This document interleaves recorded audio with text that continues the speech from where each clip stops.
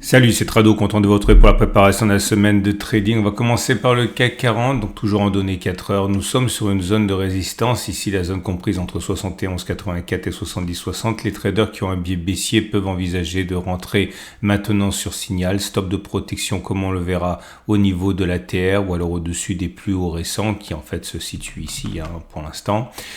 Ceux qui ont un biais baissier, par contre, attendront pour les plus pressés que l'on rentre et que l'on revienne sur les 69,93, 69,46, attendre un signal haussier et passer à l'action. Stop de protection en dessous des plus bas récents ou alors avec la technique des ATR qu'on va voir, ou alors pour les plus patients, attendre un retour sur cette zone des 69,20, 67,50, un signal haussier qui se présenterait dans cette zone pourrait être saisi avec un stop de protection en dessous des plus bas ou alors avec la méthode des ATR. Je vais vous montrer comment justement on utilise la méthode des ATR si vous découvrez le trading. Ça part du principe qu'il faut toujours contrôler la perte et pour contrôler la perte, il faut donc un stop de protection et le stop de protection peut donc être utilisé de la manière suivante. Alors vous prenez l'outil qui s'appelle Average True Range qui est en fait une mesure de la volatilité et on va donc simplement pour un souci d'exemple, donc aucune validité en termes de conseils, c'est juste une façon de vous montrer comment je procède en imaginant qu'un signal haussier apparaisse à 69,00 ici. C'est encore une fois purement théorique. Donc votre signal se manifeste à 69,00. On va dire que vous rentrez à ce niveau. Ok. Et maintenant vous allez utiliser l'ATR pour mettre votre stop de protection en imaginant que l'ATR soit au moment où vous achetez comme maintenant. Mais encore une fois, ça ne sera pas le cas. Qu'il soit à 34. Donc vous prenez 69,00 et vous enlevez 34. Ça fait donc 68, 66, on va prendre un stop de protection à 2 ATR, donc vous enlevez 2 fois la valeur d'un ATR, donc vous allez enlever encore 34, ça fait un stop de protection à 68, 32, c'est-à-dire que votre stop de protection, il sera mis dans notre exemple ici, ou encore si vous préférez, si les cours descendent jusqu'à 68,32, vous sortez de votre trade en acceptant la perte qui est celle-là, ok. Et maintenant on va imaginer que vous décidiez d'acheter un Turbo 24, donc les Turbo 24, vous voulez ici, on va les faire apparaître, ok, donc j'affiche les niveaux de knockout. Les niveaux de knockout, c'est les niveaux à partir desquels ils ne valent plus rien, donc il ne faut absolument pas attendre que les cours aillent jusqu'au niveau de knockout du Turbo 24 que vous avez choisi. Comme vous pouvez le constater, on peut par exemple prendre ce Turbo 24 qui a un niveau de knockout à 68,04 puisqu'on voit que si on l'achète, et bien de toute manière on sortira de notre trade, on l'a dit, à 68,32, c'est ce qu'on a calculé, en ne le laissant pas aller jusqu'à 68,04, niveau de knockout à partir duquel il ne vaudrait plus rien. Ok, donc là je vais donc décider d'acheter, c'est un trade long, donc je spécule à la hausse, donc je veux acheter. On a vu celui qui a un niveau de knockout à 68,04, c'est celui-ci là. Il vaut 2,83 actuellement. Alors si je veux acheter, on va utiliser le pricer, c'est plus facile. Donc moi je veux l'acheter à 69,00. 69,00, ça veut dire qu'en fait moi je vais l'acheter quand il vaudra 1,145. Je copie ça sur le ticket d'ordre. Si on va chercher les 69,00, je rentrerai et j'achèterai, on va dire, allez, je choisis 10 Turbo 24, je risque en tout 11,45 €. Mais attention, moi je vais perdre moins, puisque ça c'est si je perds tout, si je perds toute la valeur de mon investissement, moi je vais sortir si les cours vont chercher 68,32, c'est ce qu'on a utilisé avec l'ATR, ok. Et voilà, c'est tout, il n'y a plus qu'à attendre que l'on aille chercher éventuellement le niveau des 69,00, mais attention, c'était simplement un exemple au cas où un signal haussier se déclencherait à 69,00, ça n'a aucune validité par rapport à un trading opérationnel et opératoire. Là, je vais montrer comment on peut faire pour trader à la baisse. On va prendre encore une fois un exemple. L'exemple, c'est le suivant. Alors, on va dire qu'on est rentré dans notre exemple à... allez, on va dire qu'on rentre maintenant. On va imaginer que l'on a un signal maintenant puisqu'on est dans la zone qui nous intéresse. Donc, je vais vous montrer comment on fait. Donc, il faut un niveau de knockout. Non, attendez, je raconte des bêtises. D'abord, il faut le stop de protection, toujours. Donc, on va imaginer que l'on rentre maintenant. On va dire donc 70,65. J'enlève la valeur de 30. J'ajoute la valeur de 34. c'est la valeur de l'ATR, donc je l'ajoute parce que c'est une spéculation à la baisse, donc le stop de protection est au-dessus, et je prends un stop de protection à 2 ATR, donc j'ajoute 2 fois 34, donc plus 34, plus 34, mon stop de protection, il est à 71,33. Donc je vais tout faire figurer, donc moi j'ai dit que je rentrais dans notre exemple ici maintenant, et moi j'ai mon stop de protection à 71,33, 71,33 c'est ici, voilà. Donc si les cours remontent jusqu'à là, eh bien, je sors de ma position. Et donc je veux un Turbo 24 qui a un niveau de knockout derrière, par-delà mon stop de protection. Donc, par exemple celui-là, 71,46. Donc je vais acheter un short, c'est-à-dire un turbo qui me permet de spéculer à la baisse. J'ai dit que je voulais celui-là, j'aurais pu prendre aussi celui-là, 71,88. Hein. Je prends celui-là. Donc on est un petit peu loin là, donc je vais donc acheter celui-là et je vais utiliser, comme je l'ai dit, le pricer, c'est plus facile. Je rentre maintenant, c'est-à-dire à 70,67. Voilà. Je copie ça sur le ticket d'ordre. Je vais en acheter que 10. Ok. Voilà, donc si je voulais acheter ça, je risquerais 11,57 € si mon knockout est déclenché, mais moi c'est non, hein, je veux sortir si on arrive à 71,33, donc je sortirai avant.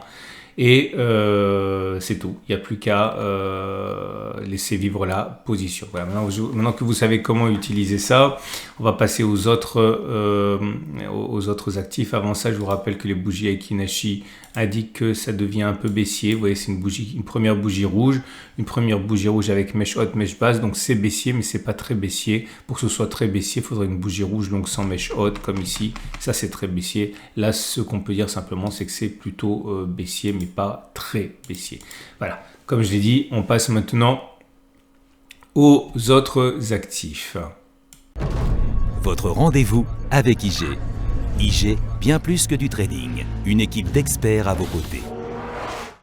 Et on passe donc au DAX 40. Attention, nous arrivons sur une zone de résistance. Cette zone, la comprise entre 15 265 et 15 580. Toute cette zone est propice à la prise de signaux baissiers si on a un billet vendeur. Stop de protection au-dessus des plus hauts récents ou alors avec la méthode des ATR telle qu'on l'a vu en début de vidéo.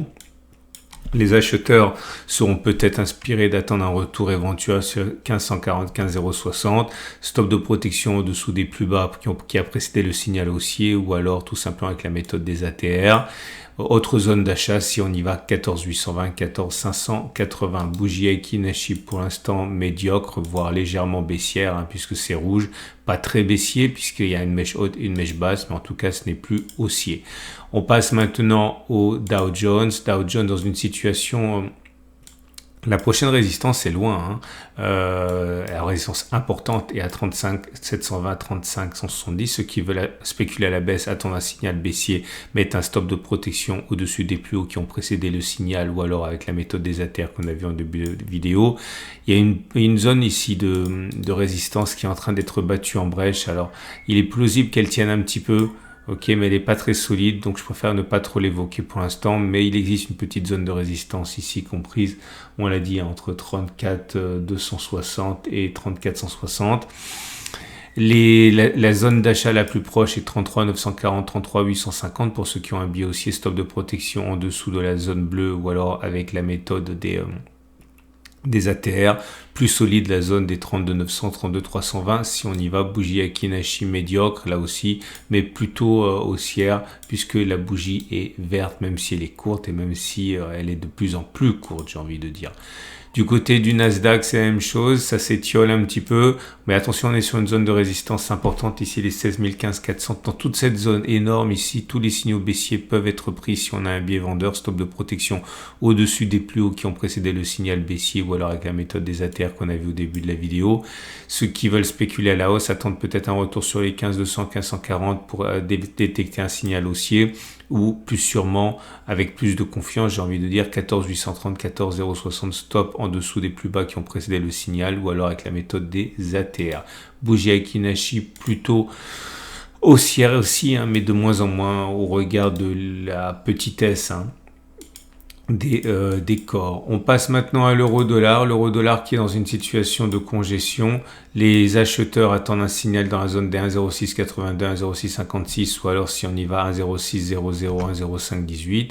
Stop de protection sous les plus bas qui ont précédé le signal aussi ou avec la méthode des ATR vue au début de la vidéo. Les vendeurs attendent un nouvel échec sur 1,0714, 1,0715 si un signal baissier se manifeste là-dedans. Stop de protection au-dessus des plus hauts qui ont précédé le signal baissier ou alors avec la méthode des ATR. Les bougies Kinachi sont plutôt haussières. Bougies vertes mais pas très haussiers non plus. Vous voyez, on est loin des longues bougies vertes sans mèche basse. On est plutôt sur des bougies plutôt ramassées. Donc c'est haussier mais ce n'est pas très haussier. On va terminer avec Bitcoin. Bitcoin qui n'en finit pas de progresser après une pause là à laquelle on a assisté pendant quand même une semaine. Les acheteurs attendent sans doute que l'on revienne sur la zone ici. Alors j'ai oublié de le mettre, j'ai enlevé en plus par erreur. Voilà, ici c'est la zone qui est comprise entre 35 900 on va dire à la louche et un petit peu plus bas à 35 280. Donc si vous avez des signaux haussiers dans cette zone, vous seriez éventuellement tenté de prendre les signaux à l'achat, stop de protection en dessous des plus bas ou alors avec la méthode des ATR vue au début de la vidéo. Il y a une autre zone ici à 33 840, 33 400. Quant à spéculer à la baisse, c'est possible, mais la seule chose que je vois ici comme résistance, c'est une résistance ici dans cette zone-là. Elle est assez maigre et je vais la mettre quand même pour être complet. Elle est comprise entre 38 020 sur la partie basse et plus bas, on est à 3700. Si vous avez des signaux haussiers dans cette zone, baissiers dans cette zone et que vous ayez un biais baissier, vous pouvez tenter de le prendre. Stop de protection au-dessus de la zone bleue ou alors en utilisant la méthode des ATR. Voilà, c'en est terminé. Je vous rappelle 3 choses. La première des choses, c'est que si vous avez aimé ce format, vous pouvez vous abonner à ma chaîne et vous allez avoir des mises à jour de d'autres vidéos et aussi la mise à jour de ce format tous les dimanches soirs, lundi matin.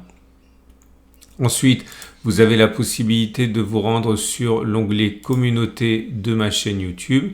Si vous allez sur l'onglet communauté de ma chaîne YouTube, vous allez voir qu'il y a des alertes lorsqu'on arrive en zone d'accumulation, en zone d'intervention. Pardon, vous voyez, regardez ici, c'était par exemple sur, non ça c'est un ETF, là sur le CAC 40, ok, on a vu que ça baissait un petit peu là et on avait une alerte et c'est comme ça tout au long de la semaine. Lorsque je vois qu'on est sur une zone d'alerte, je le signale, donc ça vous permet d'avoir une certaine réactivité que vous n'avez peut-être pas si vous regardez que les vidéos hebdomadaires.